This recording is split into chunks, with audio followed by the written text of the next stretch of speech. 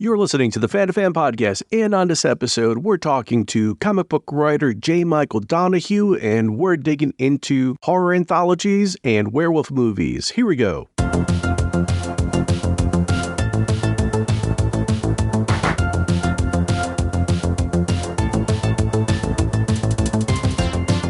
How many amazing horror movies have been lost just because it has a number 2, a number 3, a number 4 on it? You know what I mean? Like, because when you really think about it, I mean, Exorcist is like a masterpiece, the classic. You think you can't touch that. So sometimes you do have a Exorcist 2 where, people are divided. But then you have something where it's Exorcist 3, which is just a phenomenal horror movie. It perfectly weaves in with the original and connects them, but feels like it's its own thing. Like it's not trying to redo the first one in any way. It's trying to do its own thing. Recently, I was talking about like Psycho, 4 Psycho, but like I've heard nothing like nonstop like recently, and maybe people are reevaluating, but like they're all just as good as the original. They're very good. 100%. I remember really liking Psycho too. Yeah, but like in my head, when you think about it, when I was younger, you're like, oh, Psycho 2. What more could they do with it? Oh, Psycho 3, Psycho 4. Okay. You just, so many things get lost in that sequel, you know what I mean? In a sequel. And I think, unfortunately, what it is, you got filmmakers, writers come in with just a banger of an idea, but obviously you want it shoehorned into an IP because that's what sells. Like, I think even I've heard one of the Wrong Turn sequels, people are like, oh my God, if you took Wrong Turn out of it, it's an amazing movie, but it's a Wrong Turn 4 or 3 or 5. Right. Yeah, it suffers from like that number being put on it sometimes that might mask the fact, because who knows, maybe they bring in some up and coming director or like a new screenwriter that's like got like some great ideas, but because it's like, well, here it's number 4, number 5, you're just kind of like you're automatically want to dismiss it. I really want to go back and kind of rediscover some of these sequels from lost horror movies that you'll have to when you watch Exorcist 2, you'll have to tweet it out, because I'm curious to get your take on it, because I hadn't seen it in years, and I remember I'm like, this movie, I don't even know what's going on, because I saw it really young. And then I got invited on another podcast that basically they just discuss sequels. And so we had them on, and so like, oh, you should come on, like, just give us some movies. Like, we're going to do Exorcist 2. I'm like, all right, I'll revisit that. And so I had to rewatch it. And I'm like, what am I even watching right now? Like, I went on their show dressed as a priest, and we had a lot of fun with it. Like, it was just, we had a lot of laughs. Again, like, I can't say that it's a good film, and I can't even say that I really liked it, but it was interesting to go back and revisit it after all those years and just kind of see like what they were trying to do. Yeah. He's talking about the Sequels Only podcast with Doug and Jamie, and if folks are listening, they're listening to the Fan2Fan Podcast.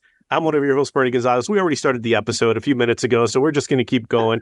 You just heard Pete talking about Exorcist 2, and we've got J. Michael Donohue on, and we're just talking all things horror. Jay, thanks for joining us. Excited to be here. We're going to keep leaning into that. Just talk all things horror. Yeah, let's just keep going. We're going to lean into that, because what you were talking about, Jay, reminded me of a recent conversation Pete and I had with Josh Spiegel, who has a YouTube show where he focuses on horror timelines, especially with horror films.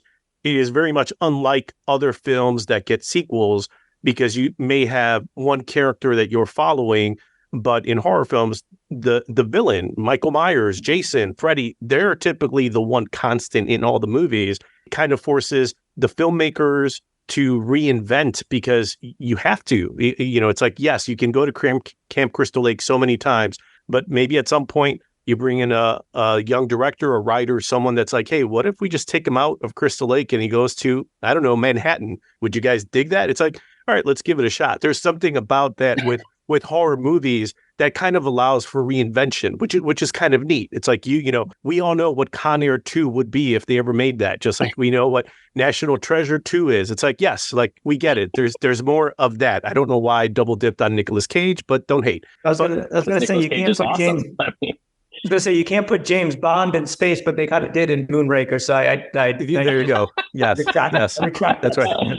Gone in 61 seconds, coming to a theater near you. But folks who may not have heard our episode where we talked about your Morsels Kickstarter campaign, I'm just going to give folks a little bit of context behind you. So you're a comic book writer on Instagram and Twitter at @JMichaelDonohue. Folks can also check out your website, jmichaeldonahue.weebly.com. And you're obviously influenced by horror. That's obvious in your work. Tales from the Crypt, EC Comics, Are You Afraid of the Dark, Erie, Indiana. Let's circle back to horror anthologies and werewolf movies. Yeah, we went way. Oh, no, I love it. It's side note. That's really the real name of the podcast, Jay, so it works perfectly fine. But what are some of your favorites? Because I know you mentioned Tales from the Crypt, but I have to imagine, were you more of a fan of the HBO series than like the 1970s movie? Yeah, I don't, and maybe this is blasphemy. I don't think I have seen the movie. I didn't even realize it existed. Like the HBO show is always Tales from the Crypt for me. Murder, madness, mayhem, and that's just the fun part. Welcome to the Crypt. You're in good company. Now here's a shocker from the man who gave you 48 hours. Revolting, but so current. Need a little holiday feel? Shall I scare up the man who framed Roger Rabbit? The killer is here! You asked for it. You got it. Screaming for more? I have this little number from Superman's Supermaster. They sought to kill you. Doc, no! I wouldn't count on it, but you can count on my directors. 3 Tales from the Crypt, June 10th on HBO. It's a night to dismember. Warning, strong content. Parental discretion advised. Because I was at the age, God, I was probably like 7 to 9 when that came out. I remember only getting to see certain episodes on certain parts if I caught it late night. So I was never even at a time where I could, just consistently watch it. But yeah, I mean, the Crypt Keeper, the movies, like the 2 movies were the biggest things that I saw. Obviously, Demon Knights, Chef's Kiss, fantastic. Bordello of Blood, not so much. But, it is what it is. But Tales from the Crypt was always my favorite. Loved Creepshow.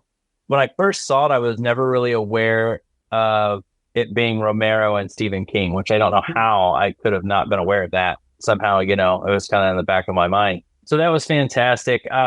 Tales from the Darkside, I think, that's a show that I really want to go back and watch. And there were certain things where just, I came from the time where it's reruns. I didn't have Amazon Prime. We didn't have Netflix. We didn't have, do a touch of your finger. So there was so much that was hard to get a hold of. But if it was horror, especially if it was like those kind of shoes, like I ate it up. Goosebumps, Erie, Indiana, those were 2 big ones that I absolutely loved. I remember Monsters. I don't remember specific episodes, but man, that opening.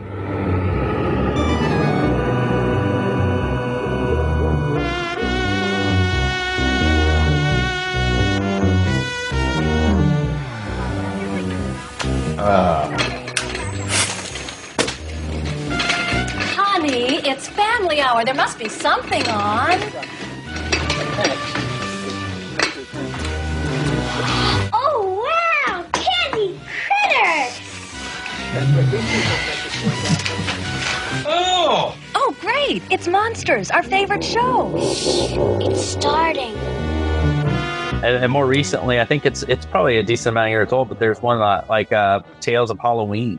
And like, all anthologies, it's hard for everyone to hit everybody. Obviously, you're going to have your favorites. You're going to have your ones that don't sit with you as well. Even with Creepshow and Tales from the Crypt, it's the same. I can't say every episode I absolutely adore, or there aren't certain segments of, Creepshow 2 that I like better than others. Do you happen to catch the Creepshow show that was aired on Shudder? I probably watched the seasons. I don't know how many in the special. Okay. I kind of eat up just about anything Creepshow. I mean, I've got a Creepshow poster signed by Tom Savini. There was one thing I sold, I had to sell, and it breaks my heart. I wish, because I can't find it again. I had a standee it was flat. It was the main poster you always see for the original Creepshow. It opened up, and it was a cemetery, and it was like a pop-up. It was a gravestone, and it just had the title, and it had like Stephen King's epitaph and George Romero's epitaph. And very cool. Wow. you'd see it on like the counter at like either the video store or in the movie theater, like opened up. That's what that I was thinking when you described it. Since we're all of the kind of like mom and pop blockbuster era, that just reminded me of something that you would see at like a mom and pop video store where they would get these giveaways that I'm sure, they would get from the distributors. And sometimes, you would see them a little bit sun faded because they wouldn't turn them around as quickly. That sounds like one of those like counter type displays, Jay, that you're kind of describing. The description that I had from the eBay store I bought it for, I think it was counter in the movie theater, but I mean, it could have been either one. It could have been Bomb House Store, but it was very much, those little 3D stand, that you would have on the counter. And, T2's coming, or Creepshow, Howling, whatever, The Howling, Werewolves has always been one of my favorite subgenres. American Werewolf in London. Being a fan of werewolf films, and that great year of was it 81 or 82 when Werewolf in London both come out within like weeks or months of each other. Do you have like Rob Bottin or Rick Baker? Like, do you fall on one line or the other, or are you just celebrate? Who's tattooed on your back, Jay? That's what we're really asking.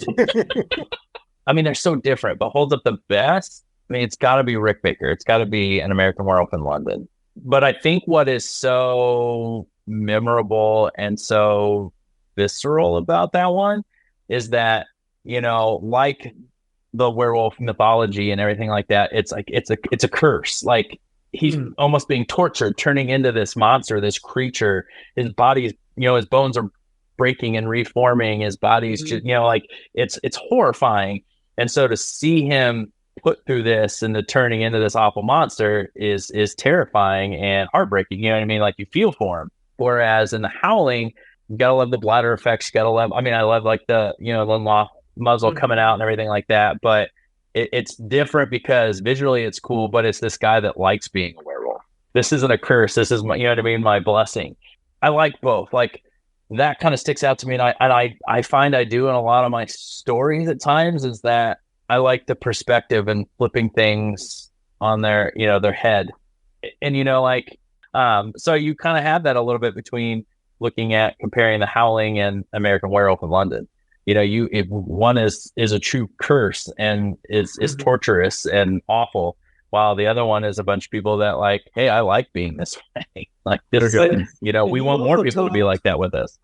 So you also talked last time we spoke about, enjoying and having elements of comedy in your stories. And I would say like The Howling and American Werewolf in London both have those comedic elements to it. Like they're both in many ways, like, there's some dark comedy in there. Like, do you think that informed your writing style at all? Like seeing those movies and loving the werewolf genre? Yeah. I mean, I think they've have to have been, formed how I am as a writer. I mean, anything that you're consuming, if you do writing, art, sculpting, drawing, painting, I mean, everything that you consume or you're seeing is forming you. So I definitely think that. I mean, I've also, always been kind of, when I was a kid, I loved like horror, you still love comedy. Then obviously you get in your teen years, you've got your American Pies and your road trips and, all those, when you're laughing at a 14, 15-year-old. Type comedies, and then you kind of, change with stuff. So I definitely try and put some comedy, but it just kind of depends on what it is. Tales from the Crypt, Creepshow. I mean, those are two of my touchstones and my favorites. And obviously they're very, based on the EC comics, they're dark stories with, people getting their comeuppance and, it is a lot of dark comedy. So I do find myself kind of emulating that. Sometimes for the good and sometimes maybe to my detriment. It doesn't quite fit the story. It needs to be fully darker or it just needs to be funny. But more often than not, I think I like adding that element in. Like anybody, everything we consume touches us. Yeah. And it makes us who we are. So do you have a favorite, like when you're watching like these anthologies, do you have a favorite type of story that they're telling? I know like you talk a lot about kind of doing like pulling the wool on like that little twist in your stories. Is there a specific type of those stories that you enjoy more? Not necessarily. Obviously, like I said, if it's a werewolf at some point, you probably have my attention. It's quite amazing because there are far more bad werewolf movies than there are good ones. Like I think it's either top shelf or bottom shelf. Yeah. They're so in the middle. But usually if it's good, it's like, okay, this is really good. What's one of the worst werewolf movies that you've seen, in your opinion? Oh, the worst werewolf movies? Oh, God. Just for the record, ladies and gentlemen, we've entered into the werewolf segment of our evening. Please, Jay, continue. Okay, so here we go. I will say, and we talked about sequels, good movies hidden in sequels. The Howling series is an example of bad horror movies in like obviously the original Howling is fantastic. The second one very much feels like I imagine what The Exorcist, The Heretic would be. It really has nothing to do with the original. It's kind of batshit crazy. You have Christopher Lee walking through a nightclub with sunglasses on, walking around, and it tries to pick up, but it's so much fun, but it's so bad it's good. Yeah. Yep. But then what I noticed is, and the Howling series was one I always, you watch it separately. I loved as a kid. Rewatching as an adult, it's like you had the one with the marsupials, and you're just like, what's even the story? There was that the only one that was, I think, a great concept and a very passable, I think, execution was I think 4 or 5. It was like Creepshow. And so you had a guy that was wandering from town to town as a werewolf, but like a vampire was running a carnival and knew he was a werewolf and like had an incantation to make him change. But it was really more of a weird Fabio. Like he kind of had an animal face and then like just long hair. Like it wasn't like a true werewolf. Yeah. And I think one of them was like a straight remake of the novel of the first one. It's like this, but they changed some things. I think I've heard it was definitely closer to the novel than what the original Howling was, but it still wasn't great. That is the one thing about the werewolf genre, and kind of prepping to talk about this, went to Google, did image search for werewolf movies because it reminds you, one, of movies you haven't seen in a very long time, like The Howling, or two, movies that you've never heard of that are about werewolves and maybe get in your queue. But like you were saying, Jay, because there's really like this spectrum where it's like, I have a lot of patience for even like a bad werewolf movie. Like it has to be pretty bad for me to just discount it because werewolves, good. You guys, the filmmakers, you won. You have my attention. Just give me something passable and I'm good. But seeing like all the werewolf movies online, thinking of spectrums, right? Like, because Wolfman comes out in 41, original Universal monster. I've always been kind of a fan of the Hammer films. So the 61 Curse of the Werewolf, just because you get the Technicolor blood and Carolyn Monroe, that got my attention as much as the monsters. But all of us being kind of like 80s kids too, when you get into like Teen Wolf, certainly we talked about American Werewolf, Howling, Wolfen. Let's not forget the triplet in 1981. Oh yeah, Bad Moon. Bad Moon, 90s, but I mean, absolutely. Bad Moon. Everybody talks about, and it's just it's so hammy at times, but it's still got its charm to it. A house on the edge of the woods. Out here, it's safe and peaceful. A family alone. Mom? Yes, sweetheart? Can you leave the door open a crack? A favorite uncle who needed their help. Things haven't been going so good for me since I got back, sis. You could come stay with us. But when they invited him in... Think I better keep my eye on you. They let in something they could never imagine. Or ever escape.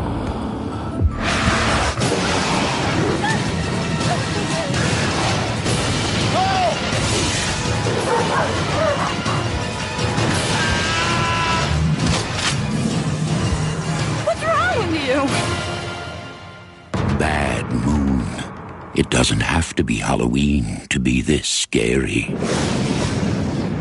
It kind of allows for like that tone because like you were saying, like well made. Then I think of like Jack Nicholson in Wolf, almost meant to be more of like a mainstream thriller that it had a werewolf in it. But at the same time, it's like, well, it's still a werewolf movie. I just never really always put that in that category because, I would lean more towards Monster Squad. That's fun. There's comedy. It's 80s, kids on bikes too. And you see Wolf, it's like, this almost looks a little bit too polished, guys. Like, like this is not the werewolf movie I would want to see. It's funny. One about, I guess, a little thing about that and Monster Squad, which I'll get to, but Wolf was funny. Is like, I remember loving it, but I mean, I don't know how anybody didn't, but like, I was always fascinated with Jack Nicholson. Like, he just had like a charisma about him. But rewatching it when I was older and doing it, it was interesting because it's very much a Harley Quinn romance novel, but with a werewolf. Good point. Like that's to me what it kind of feels like. It feels like this, kind of romantic movie that he did with a lot of, but we're like, yeah, but there's a werewolf in it. The only thing that brings it down a little bit, and this is just I guess a personal preference. I love when it comes to werewolves, for the most part, where it's like a man wolf. Now, obviously, like American Werewolf in London isn't that, but it's very much like a huge monster. You know what I mean? He's like a big hulking wolf.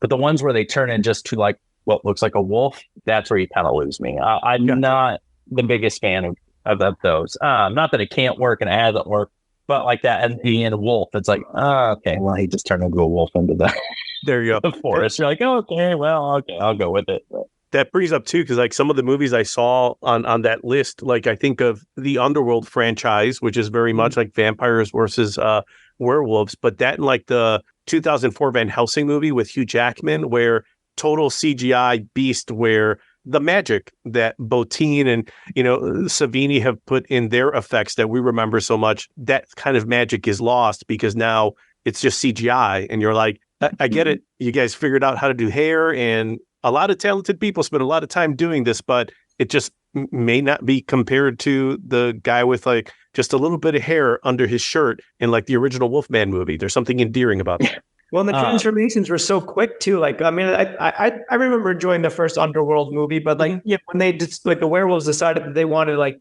transform, it was like literally just kind of like boom, and it's like, oh, okay, they just like almost like blossom into a werewolf. It's like, yeah, like keeps it a little less painful than what David Naughton had to go through in American Werewolf in London. Yes, like it also robs it of some of that like visceral. This is like transformation. Like there's nothing pleasant about what's going on here, but they were just kind of like, boom, man, we're off and running. Anybody that wants to do and film like a werewolf and you got your work cut out for you, is that you either have to put in a lot of money for effect, either practical effects, which are super expensive, but then anyone that do where you're going to make it look good with digital, it's super expensive. And so you usually get a cheap, digital werewolf and it just doesn't look as good, or you get a really bad, cheap, practical effect werewolf. Yeah. Going back to Bad Moon, a lot of people kind of dog on that transformation scene. I mean, it's a decent transformation scene, but it is very much of a dissolving and, coming up into it versus, what you would get in the Howling or American Werewolf. But how often can you repeat that? There's only so much you can do with a werewolf, Once upon a time, it was one monster per movie. Those were the good old days. We're the Monster Squad. Only one way to kill a werewolf. Kick him in the nose! Do it! Wolfman's got nards! The Monster Squad, rated PG-13. Monster Squad.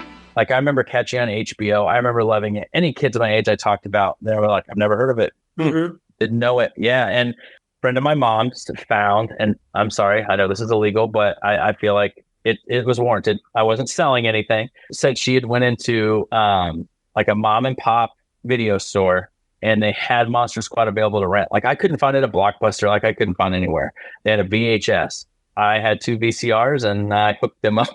I paid a bootleg copy because I just wanted to enjoy my movie. Like, that's it. Like, the statute of limitations is over, Jay. No one's going to hunt you down. I think.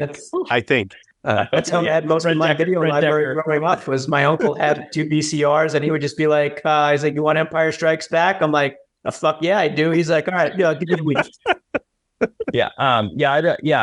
Whenever I'm going to get an email from Fred Decker and Shane Black, the lawyers here, we're going to need you to hand over the copy of that bootleg. That's right. But what's really, and this is how maybe delusional I was, and this is what's funny is I remember when the 20th or 25th anniversary DVD, like when it first came to DVD. God, I remember hearing it was coming out. I was so excited. I mean, I went to Walmart at midnight because I was like, I got to have this. I don't want that's dedication. I got to have it. And of course, I was the only one. I was the only one there. Did you have to do the thing where you have to talk to like the kid, because it's usually the kid who works in like the ever like shrinking media section in a Walmart or Target, and they've got to bring out like the cart with the totes, and there's like, you know, a few copies of whatever DVD or Blu-ray new releases out, and then they got to dig underneath, and they're like, oh, so you're the one guy that's looking for Monster Squad. It's like, luckily we have 2 copies, and here's the one. Thank you, sir. No, I didn't have to talk to him. I will say I was waiting. I was like, oh, are you putting it out? Or are you putting it on? Somebody's like, oh yeah, here you go. But they actually had, I was surprised. Like, I mean, they had quite a bit of copies. I mean, there's probably 2 rows filled with them at the time. But, and I mean, yeah, that was. Just remember, Jay, nostalgia's a hell of a drug. Just throwing that out there. Oh, I know. Yeah. Well, trust me, I know. I'm like super jealous. So I listened to, I don't know if you guys listen to the King cast at all. But it's like all Stephen King. I mean, they talk about movie adaptations, books, and things like that, and have tons of great people on there. But apparently, there's Scott Wampler and Eric Vespe are the hosts. Well, I guess Eric Vespe owns the amulet from, now I don't know if it's the only one or not, but owns like the amulet from Monster Squad. So, like, huge fan. I'm just like, I want to see it. You brought up King cast and Stephen King. You've got to have some favorite werewolf movies, Jay. I put down some of my own. I'm just going to throw one out there to kind of get the conversation going. And because you brought up Stephen King, I'm going to start at Silver Bullet.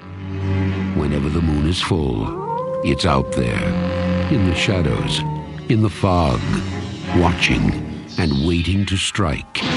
Now, from the master of mystery and suspense, Stephen King's Silver Bullet, the last glimmering hope. Stephen King's Silver Bullet. From Paramount Pictures. Rated R. Under 17. Not admitted without parent. 85. One of those movies that was like a staple of my childhood because it was always like that family-friendly horror movie that I could have on because my folks sometimes would kind of watch the movie over my shoulder, and if it was on TV, and we didn't have cable growing up, and it's not until later that we started getting to the video store, but if it was on, I that's how I watched Highlander, Predator, Terminator, certainly Silver Bullet. But it was one of those movies that my folks saw like, oh, like there's nothing here that we would have any issues with. And again, it was just a staple of like every fall Halloween season for me. And I think over the years, as I've gone and revisited it, it still has its charms and just everything about the movie itself, the fireworks in the eyes and like the practical effects and even that creepy sequence in the church where everyone turns into a werewolf. There's just so much stuff about it that somewhat a product of the 80s, but I can still watch it now and be like, yeah, this is fun. Like this is a good movie. Come on, it's a werewolf that kills people with a bat. I mean, how can you not? I mean, that scene in itself is worth every minute of that movie just to see out of the fog. I was just say, I just remember, I think before I even saw that, I remember it was, I don't know if it started out as a graphic novel, but it did become a graphic novel at some point. I remember renting it from the library because I think the original story was called Cycle of the Werewolf, if I'm not mistaken. Yeah. I'm sorry. So that came first. So it's an interesting story with that. And if you like Silver Bullet, there's a couple episodes where people come on and talk about Silver Bullet on the Kingcast, so you should look it up. So they're good. Yeah, they're definitely good conversations. So Stephen King, I guess, actually, the reason it's called Cycle of the Werewolf, he thought it was interesting and was brought on to write a calendar. It was going to be just a short story each month. And so it all had to do with, werewolf attacking. And I guess that's why, like, if you read the book, the first couple chapters are very short, and then they start getting longer and longer. And it was like Stephen King was writing this. He's like, oh no, he goes, I'm really loving this, getting into it. Like a hardback cover of that, so much is like my holy grail. Because I mean, it's probably one of my favorite stories of Stephen King, mainly just because, you got the werewolf in it. Bernie Wrightson did the illustrations in it. So there are illustrations with each chapter and everything like that. And I feel like I remember what's funny is I saw Silver Bullet as a kid. Again, I heard Stephen King and knew of Stephen King, but I hadn't read Stephen, so it didn't really connect with me that this is the same guy. So I remember seeing Silver Bullet and liking it. There were obviously moments as a kid that are going to have you terrified that are just awesome now. You watch them as an adult. But no, that novella is probably one of the first King things I read that really like hooked me in. And I mean, Bernie writes them. I mean, how can you beat his illustrations in anything? 100%. Absolutely. Yeah. Is that one of the ones in your top 5, Jay? Yeah. I mean, I would say, well, if you go stories, I guess, yeah, the novellas up there. Movies, it's definitely in the top 10. American Werewolf in London. I mean, I know I'm boring in saying that, but I mean, how can you top that movie? Then you got The Howling. I mean, Bad Moon's up there. Dog Soldiers. Yeah. That is one of those movies too that does that kind of genre bending, because you kind of get this sort of predator, soldiers, elite special unit type thing, and then you're layering on top of that werewolves. Yeah, super underrated. That always, I kind of put that one always in the same category with Brotherhood of the Wolf. Here's martial arts and Mark Dacascos, and it's this French movie. And I remember when I first rented it, Kung Fu and werewolves, like, okay, I'm in, like, this is neat. And then finding out later, like, Jim Henson's studio did some of the puppet work for the werewolves. So it was a good surprise. Pete, any favorites in the werewolf genre you wanted to throw out there? I know you celebrate the entire catalog, but a few. I do. I really do. No, I'm like Jay Mike. Howling. I haven't revisited American Werewolf in London in a long time, so I need to do that. That's been on my list for a while. I keep eyeing it, and I just need to sit down one night and watch it again. Take it from Wolfman Jack. When you go see an American Werewolf in London, you're going to see a new kind of monster movie. One that ignores all the rules. A whole new experience in fear. From the director of Animal House, a different kind of animal. It just might be too much for even you. An American Werewolf in London, rated R, under 17, not admitted without parent. A couple of cheesier entries that one was it was a British, like both in the 70s, like The Beast Must Die, which had like the gimmick of at the end, like it lists like the whole cast, and like one of these people is a werewolf, and at the end we're gonna like stop. Like, oh yes, I haven't seen it, but I know the poster. Yeah, so good. Yeah. Yep. Amicus Productions, Peter Cushing, one of the right. I love that movie, Pete. So good. I remember first time I saw that, I'm like, wait, this is Clue with a werewolf? This is the Werewolf Break. Have you guessed who the werewolf is? Is it Paul Foot, Jan, Davina, Dr. Lundgren, Caroline? You have 30 seconds to give your answer. This is amazing. Yeah, so that was like a cheesy favorite of mine. And then another one, I haven't seen it in ages again, but it was one of those that scared me as a kid. And then when I watched it as an adult, I was embarrassed that it ever frightened me. But it was called The Boy Who Cried Werewolf. A figment of a boy's imagination, or true? Here's the rest of him. Something must have come down out of the hills. Puma, bear, wolves maybe.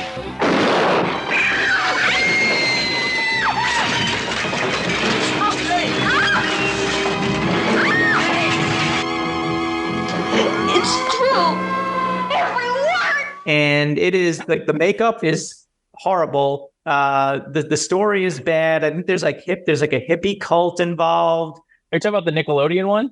No, this was like in like early 70s. Oh, okay. Because there was, and maybe it was they remade it, but probably they did.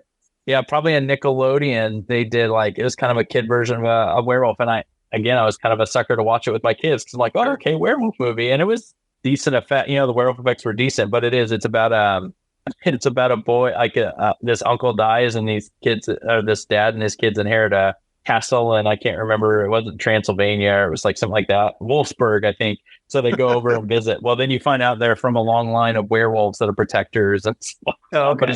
But his sister accidentally gets werewolf blood mixed with hers in a cut, and so she's starting to turn into a werewolf. And so it sounds different, but it's called The Boy Who Cried Werewolf, I'm pretty sure. Oh, okay. Yeah, this is different. There's not a castle involved. I think it seems like it takes place in California, where it was like, it was like, it's very low budget. But like, I just remember that it was so low budget, and clearly they didn't want to shoot at night. So a lot of the night scenes were clearly daytime, and they just kind of like throttled back, like the aperture or whatever to like make it look darker. But it was so, I mean, like, the dad who defends his son from a werewolf, but then of course gets scratched or bitten and turns into a werewolf.